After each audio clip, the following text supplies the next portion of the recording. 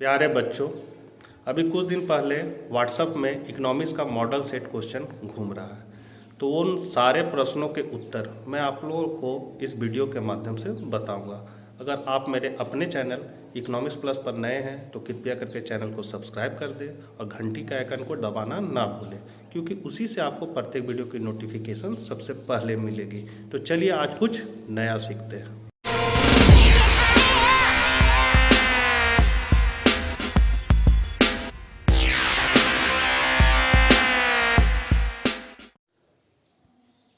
Model question अर्थशास्त्र।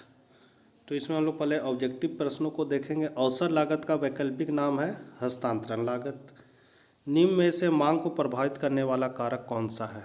तो उपभोक्ता की आय। तीसरा क्वेश्चन है उपयोगिता की माप की इकाई है यूटिल। बजट की ढाल होगी ऋणात्मक। किस प्रकार की वस्तु की मांग उसकी कीमत में वृद्धि से बढ़ती है? तो गिफिन वस्तु। छठा है किसी वस्तु की उत्पादन मात्रा में एक अतिरिक्त इकाई से वृद्धि करने पर उत्पादन लागत में होने वाली वृद्धि को क्या कहा जाता है? सीमांत लागत। दीर्घकालीन उत्पादन फलन का नाम है पैमाने का प्रतिफल। एक उत्पादक 10 खिलौनों को बाजार में 5 रुपये प्रति खिलौने दर से बेचता है तो उसकी कुल संप्राप्ति क्या होगी? तो आय का फॉर्मूला होता है मूल्य गुने मात्रा, मतलब 5 को 10 से गुना कर दें तो 50, तो 50 रुपये। पूर्ण प्रतियोगिता बाजार में फर्मों की संख्या होती है तो बहुत अधिक। एक अधिकारी द्वारा उत्पादित वस्तु की मांग होती है पूर्णतया लोचदार। अल्फ्रेड मार्शल के अनुसार उपयोगिता की माप की इकाई है मुद्रा। क्वेश्चन है निम्न में से किस वक्र का आकार उल्टा यू आकार का होता है? तो सीमांत उत्पाद। कॉब डगलस उत्पादन फलन Q बराबर A L पर पावर अल्फा के पर पावर बीटा में पैमाने का प्रतिफल की माप है अल्फा प्लस बीटा। यदि किसी वस्तु की मांग वक्र Q बराबर 10 माइनस 5P है तो वस्तु की कीमत 2 रुपया प्रति इकाई पर वस्तु की मांग क्या होगी? तो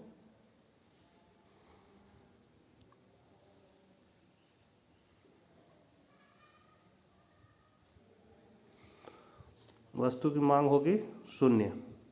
एक अधिकार में वस्तु की कीमत P और सीमांत लागत में क्या संबंध है? तो P ग्रेटर देन MC। अब खाली स्थान को भरना है तो पहला में भराएगा 16 में एडम स्मिथ, 17 में भराएगा यूटिल, 18 में प्रत्यक्ष, 19 में स्थिर और 20 में मूल्य विभेद। 21वां क्वेश्चन है अर्थशास्त्र की केंद्रीय समस्याओं का उल्लेख करें। तो केंद्रीय समस्या पहला है साधनों से किन वस्तुओं का तथा कितनी कितनी मात्रा में उत्पादन किया जाता है? साधनों के आवंटन की समस्या। वस्तुओं का उत्पादन कैसे किया जाए? उत्पादन तकनीक चुनाव की समस्या। समाज में वस्तुओं का वितरण किस प्रकार और राष्ट्रीय उत्पादन के वितरण की समस्या। क्या साधनों का कुशलता से प्रयोग हो रहा है? कल्याण अधिकतम करने की समस्या। क्या समस्त उपलब्ध साधनों का पूर्ण रूप से उत्पादन के लिए प्रयोग हो रहा है? साधनों के पूर्ण प्रयोग अथवा रोजगार की समस्या। और क्या अर्थव्यवस्था की उत्पादन क्षमता तथा राष्ट्रीय आय में वृद्धि हो रही है? आर्थिक विकास की समस्या। 22वां क्वेश्चन है मांग से आप क्या समझते हैं? तो अन्य बात समान रहने पर एक निश्चित कीमत पर एक उपभोक्ता किसी वस्तु की जितनी मात्रा खरीदने को इच्छुक तथा योग्य होता है उसे मांगी गई मात्रा कहा जाता है। प्रोफेसर JS मिल के अनुसार मांग शब्द का अभिप्राय मांगी गई उस मात्रा से लगाया जाता है जो एक निश्चित कीमत पर खरीदी जाती है। 23वां क्वेश्चन है पूर्ति से आप क्या अभिप्राय है आपका? पूर्ति के नियम का वर्णन कर ले। तो यदि अन्य बातें समान रहे तो किसी वस्तु की कीमत बढ़ने से उसकी पूर्ति बढ़ जाती है और कीमत घटने से पूर्ति घट जाती है। इसे पूर्ति का नियम कहते हैं। प्रोफेसर डुल्ली के शब्द में पूर्ति का नियम बताता है कि जितनी कीमत अधिक होगी उतनी ही पूर्ति अधिक होगी और कीमत कम होने पर पूर्ति कम होगी। पूर्ति के नियम को एक अनुसूची द्वारा दर्शा सकते हैं। यहाँ देख रहे हैं वस्तु की कीमत 1 2 3 4 5 6 दिया हुआ है, पूर्ति 100 200, मतलब कीमत बढ़ रहा है तो पूर्ति भी के आधार पर हम लोग एक ग्राफ बनाएंगे तो हमको S वक्र प्राप्त हो जाएगा जो पूर्ति वक्र को दर्शाता है। ये बताता है कि मूल्य बढ़ने से पूर्ति भी बढ़ती है, मतलब मूल्य और पूर्ति के बीच सीधा संबंध होता है। मान्यता है तो उत्पादन के साधनों की पूर्ति तथा कीमत में कोई परिवर्तन नहीं होता है। उत्पादन की तकनीक में कोई परिवर्तन नहीं होता है। फर्म के उद्देश्य में परिवर्तन नहीं होता। अन्य वस्तुओं की कीमत में कोई परिवर्तन नहीं होता। भविष्य में वस्तु की कीमत में परिवर्तन होने की संभावना नहीं है। इतना जल्दी जल्दी बोल रहे हैं कि आंसर बहुत लंबा है ना, तो वीडियो को ज़्यादा लंबा नहीं खींचना चाहते हैं। अगला क्वेश्चन, उत्पादन फलन से आप क्या तात्पर्य है, इसकी मुख्य विशेषता का वर्णन करें। तो वाटसन के शब्दों में एक फर्म के भौतिक उत्पादन और उत्पादन के भौतिक कारकों के संबंध को उत्पादन फलन कहा जाता है। QS बराबर फंक्शन ऑफ L के। विशेषताएं हैं, उत्पादन फलन उत्पादन तथा उत्पादन के साधनों के मध्य फलनात्मक संबंध को प्रदर्शित करता है। उत्पादन फलन का कीमत से कोई संबंध नहीं होता या उत्पादन फलन किसी एक दिए हुए निश्चित समय अवधि के लिए ही होता है। उत्पादन फलन के विश्लेषण में तकनीकी स्तर को स्थिर मान लिया जाता है। उत्पादन फलन की कोई मौलिक विशेषता नहीं होती। उत्पादन फलन स्थैतिक अर्थव्यवस्था का विषय। उत्पादन फलन आर्थिक समस्या न होकर इंजीनियरिंग समस्या है। अब मांग आपूर्ति सारणी के माध्यम से बाजार संतुलन का निर्धारण समझाएं। तो यहाँ हम लोग देख रहे हैं बाजार संतुलन से अभिप्राय बाजार की उस दशा से जिसमें वस्तु की मांग व आपूर्ति बराबर होती, कीमत बढ़ने व घटने वाली शक्तियाँ शांत हो जाती है। ऐसे निम्न सारणी द्वारा स्पष्ट कर सकते हैं। यहाँ देख रहे हैं सेब का कीमत 18, 19, 20, 21, 22 है। मांग की मात्रा 90, 80, मतलब मूल्य बढ़ रहा है तो मात्रा घट रहा है, मूल्य बढ़ रहा है तो पूर्ति भी बढ़ रही है।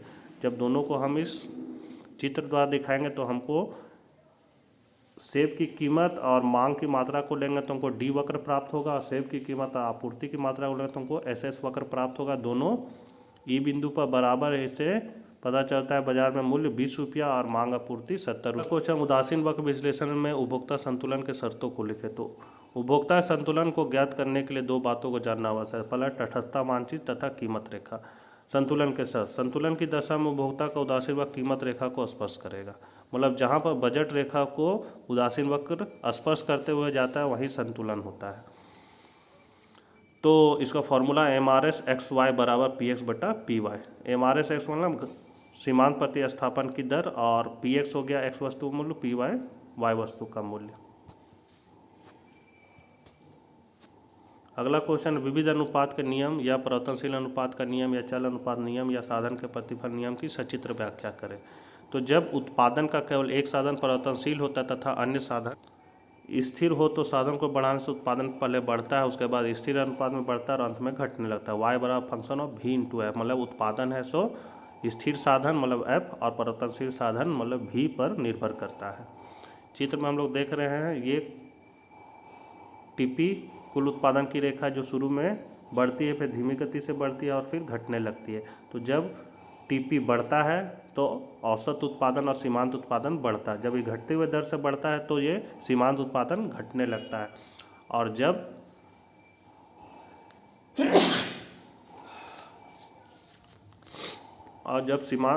कुल उत्पादन अधिकतम होता है तो सीमांत उत्पादन वहाँ शून्य हो जाता है, और जब यह कुल उत्पादन घटने लगता है तो सीमांत उत्पादन ऋणात्मक हो जाता है। यही कुल उत्पादन, औसत उत्पादन और सीमांत उत्पादन में संबंध है। यहाँ हम लोग फॉर्मूला देखते हैं। कुल उत्पादन का फॉर्मूला होता है TP बराबर सिग्मा MP। औसत उत्पादन का फॉर्मूला AP बराबर TP बटा L, और सीमांत उत्पादन का फॉर्मूला 2 गो होता है TPN माइनस TPN माइनस 1, जहाँ संख्या दिया हुआ है जैसे 10, 20 इस तरह, तो हम लोग इस फॉर्मूला का यूज करते हैं। और अगर आपका संख्या में ना होके लिखा रहेगा Y बराबर AX प्लस BX स्क्वायर, और अगर उससे सीमांत उत्पादन ज्ञात करना रहेगा तो हम लोग ये फॉर्मूला का यूज करते हैं। उत्पादन की अवस्था, तो सीमांत उत्पादन में इसलिए इस अवस्था को उत्पत्ति विधि नियम या लागत ह्रास नियम भी कहते हैं। दूसरी अवस्था में कुल उत्पादन घटती हुई दर से बढ़ता है, औसत उत्पादन अधिकतम होकर धीमी गति से बढ़ता है, सीमांत उत्पादन तीव्र गति से घटता है और शून्य हो जाता है, इसलिए इसे उत्पत्ति समता नियम या लागत समता नियम कहते हैं। तीसरी अवस्था में कुल उत्पादन घटता है, औसत उत्पादन घटता है और सीमांत उत्पादन ऋणात्मक हो जाता है, इसलिए इसे उत्पत्ति ह्रास नियम या लागत वृद्धि नियम भी कहते हैं। अगला क्वेश्चन है, पूर्ण प्रतियोगिता बाजार से आप क्या समझते हैं, इसकी मान्यताओं का उल्लेख करें, इसकी विशेषता का उल्लेख करें। तो यहाँ हम लोग देख रहे हैं ऐसे जो मॉडल क्वेश्चन उसमें है पूर्ण प्रतियोगिता की मान्यता को बताना है, विशेषता। तो आप पूर्ण प्रतियोगिता का देख लीजिए। बोर्डिंग के शब्द में पूर्ण प्रतियोगिता बाजार वह स्थिति जिसमें किसी वस्तु को बहुत से क्रेता तथा विक्रेता होते हैं। विक्रेता समरूप वस्तु को एक समान कीमत पर बेचते हैं। फर्म द्वारा कीमत निर्धारित नहीं की जाती बल्कि उद्योग द्वारा निर्धारित होती है।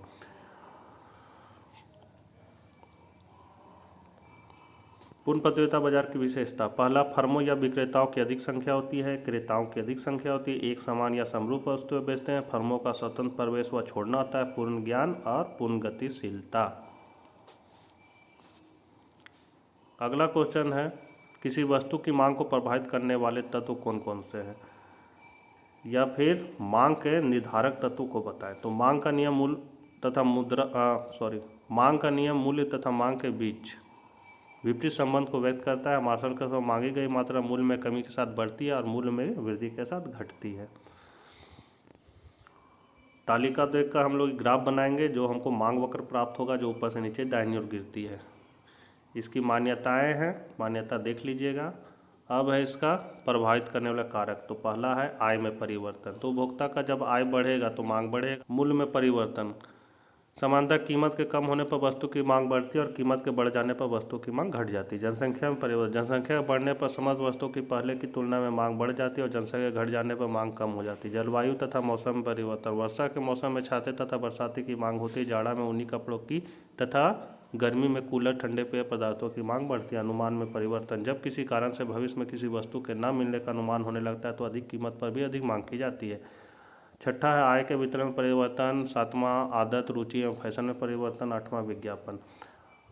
30 का ए, उत्पादन लागत से आप क्या समझते हैं?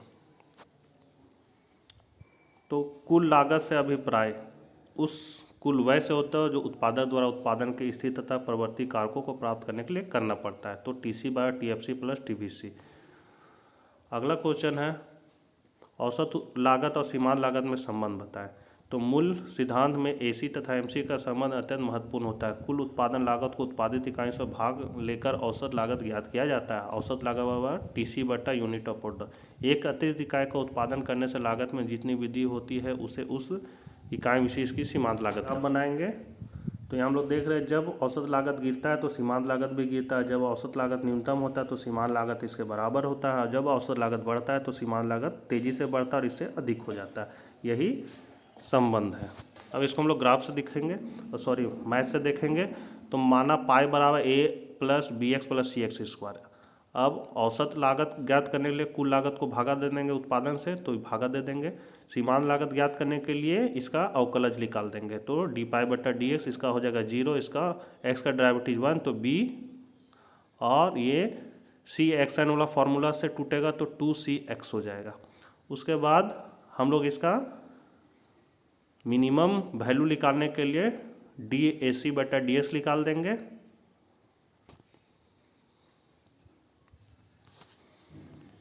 उसके बाद हम लोग जब देखेंगे लागत न्यूनतम करें, मतलब AC जब न्यूनतम होता है तो क्या होता है, MC और AC बराबर हो जाते हैं। इस मैथ से सिद्ध होता है। इसको मैथ को आप लोग उतार लीजिए, प्रैक्टिस कीजिए।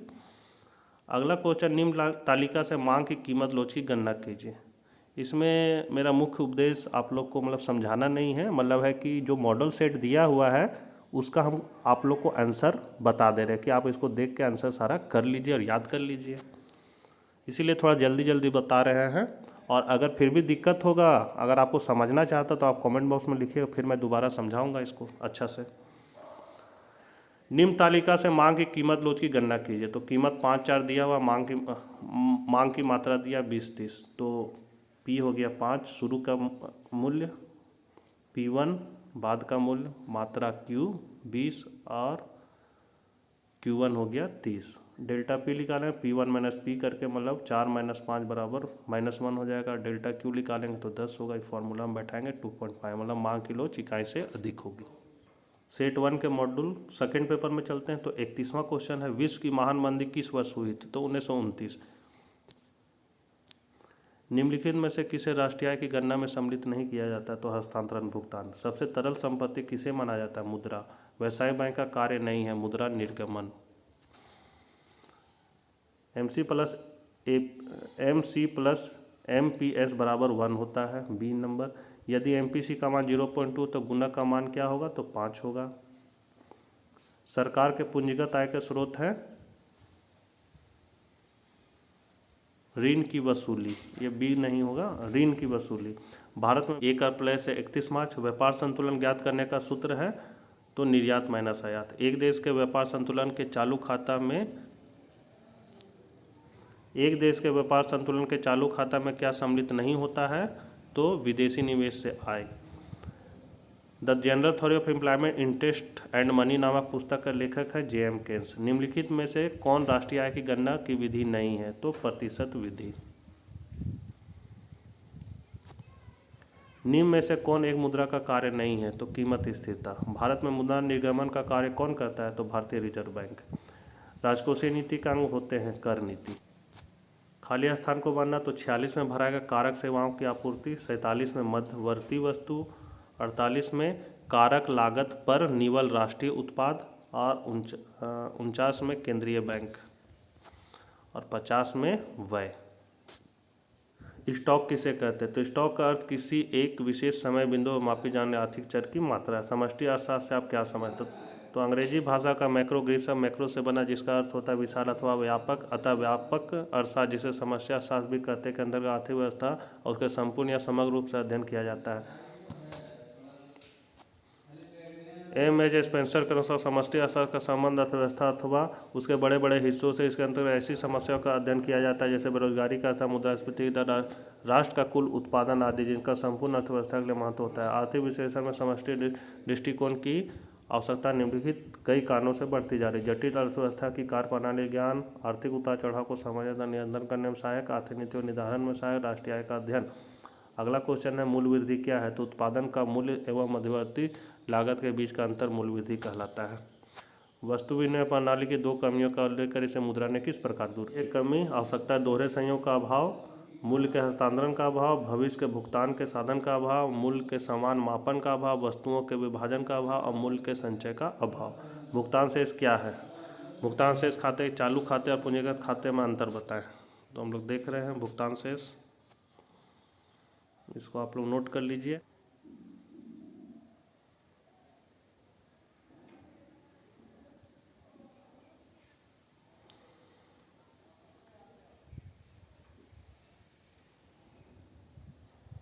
दो क्षेत्रकीय अर्थव्यवस्था में चक्रीय प्रवाह, तो दो क्षेत्र है, फर्म और परिवार। इसके बीच फर्म के पास क्या है? तो वस्तु का निर्माण करता है, परिवार के पास साधन है, साधन इसको देता है, इस साधन का प्रयोग करके वो सामान बना के इसको बेचता है। दोनों के बीच आय का जो चक्रीय प्रवाह चलता है उसको दो क्षेत्रीय चक्रीय प्रवाह कहते हैं।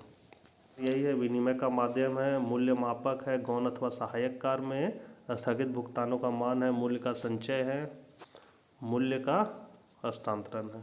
श्रमिक कार्य में भी देख लीजिए, ये सब सारा पॉइंट है, इसको आप लोग नोट कर लीजिए बढ़िया से। अगला क्वेश्चन, उत्पादन विधि से किसी देश की सकल उत्पाद की गणना कैसे की जाती है? इसको नोट कर लीजिए।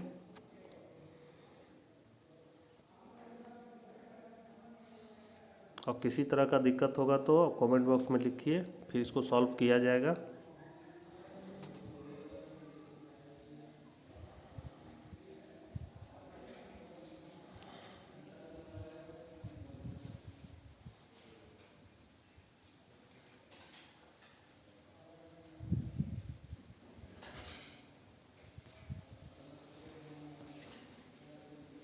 केन्स के विनियोग गुणक की धारणा को उल्लेख है। तो 1936 में केन्स ने the general theory of employment, interest and money में गुणक सिद्धांत की विस्तृत व्याख्या की। केन्स के अनुसार गुणक विनियोग में हुए परिवर्तन के फलस्वरूप आय में होने वाले परिवर्तन का अनुपात है। डेल्टा वाई बराबर के डेल्टा आई। तो के हो गया गुणक, डेल्टा के आधार पर हम निकाल सकते हैं। तो गुणक सीमांत उपभोग प्रवृत्ति पर निर्भर करता है। सीमांत उपभोग प्रवृत्ति या सीमांत बचत प्रवृत्ति का ज्ञान होने पर गुणक का अनुमान लगाया जा सकता है। एमपीसी और गुणक में प्रत्यक्ष तथा एमपीएस में गुणक में विपरीत संबंध होता है। जब एमपीसी शून्य होता है तो गुणक का मान 1 होगा, और यदि एमपीसी 1 हो तो गुणक अनंत होगा, जैसे यहाँ उदाहरण में समझाया गया है। तो बच्चों, अगर किसी तरह को दिक्कत हो तो कमेंट बॉक्स में ज़रूर लिखें। धन्यवाद।